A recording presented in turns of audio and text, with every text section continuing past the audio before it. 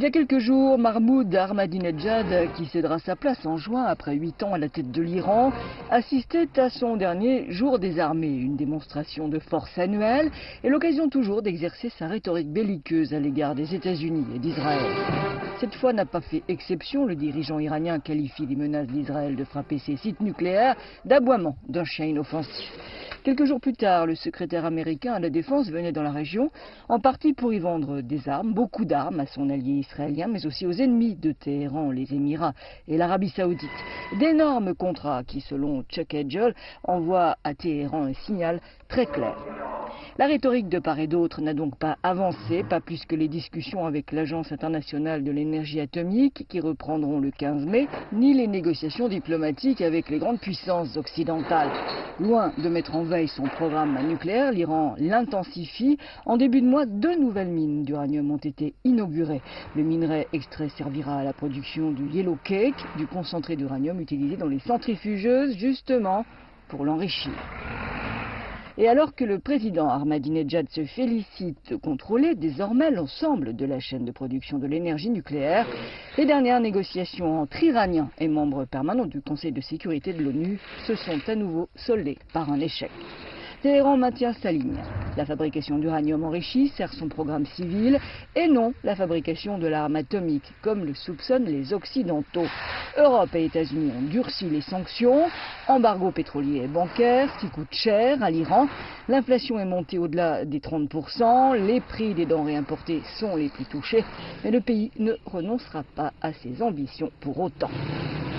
En tout cas, pas avec Ahmadinejad à sa tête. L'élection présidentielle du mois de juin, à laquelle il ne peut se représenter après 2 mandats, aura lieu dans un contexte économique et social qui n'aura jamais été aussi difficile et tendu. Et les clés de l'avenir de la région pourraient bien être dans les urnes. Une conférence sur le respect du traité de non-prolifération nucléaire s'est ouverte lundi à Genève, en Suisse. L'Iran était évidemment au cœur des discussions.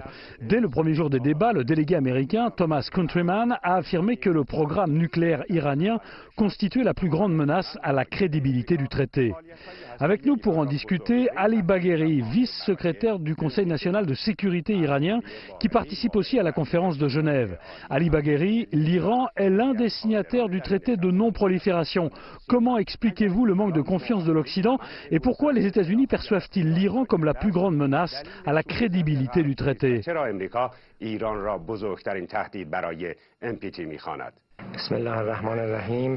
Ces dernières années, certains pays occidentaux, dont les États-Unis, ont adopté une approche non constructive et illogique qui montre qu'ils sont en fait opposés à ce que les Iraniens bénéficient de leurs droits, y compris dans le cadre du traité de non-prolifération.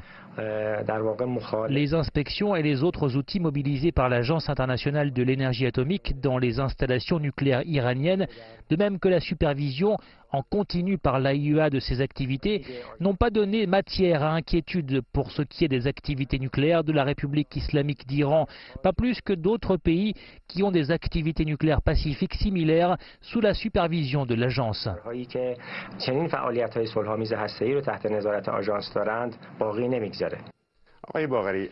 Monsieur Bagheri, la politique internationale et la diplomatie sont décrites comme une arène où l'on donne et où l'on prend. Comment justifier le prix économique et politique pour l'Iran du programme d'enrichissement d'uranium? Je parle notamment des mesures d'embargo, mais aussi de la méfiance, par exemple, après les attentats de Boston aux États-Unis. Le Canada a déjoué un attentat qu'il a dit téléguidé par des éléments d'Al-Qaïda basés en Iran. C'est justement la preuve de l'approche non constructive et illogique de certains de ces pays occidentaux.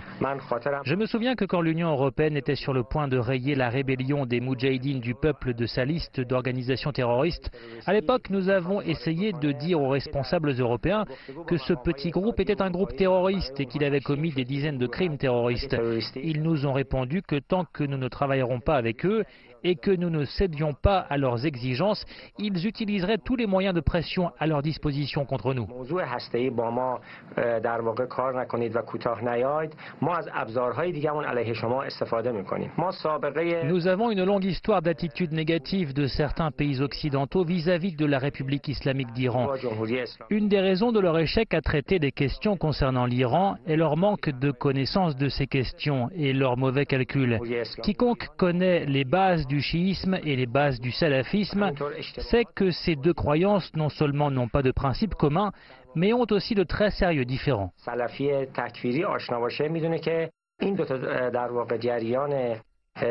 فکری و مذهبی به هیچ وجه با هم همپوشانی ندارن بلکه تعارضهای بسیار جدی دارن. L'Iran aura bientôt un nouveau président et un nouveau gouvernement. À votre avis, auront-ils une nouvelle approche sur la question nucléaire? S'il doit y avoir un tel changement, qui en décidera? Le gouvernement et le président ou plutôt le guide suprême, Ali Khamenei?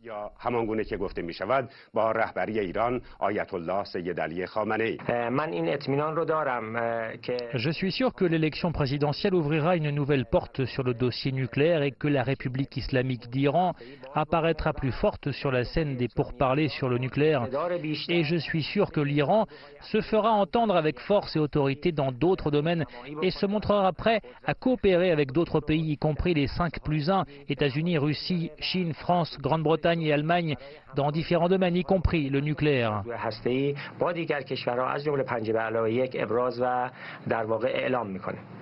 علی باقری معاون دبیر شورای عالی امنیت ملی ایران. سپاسگزارم. متشکرم از شما. خیلی لطف کردید.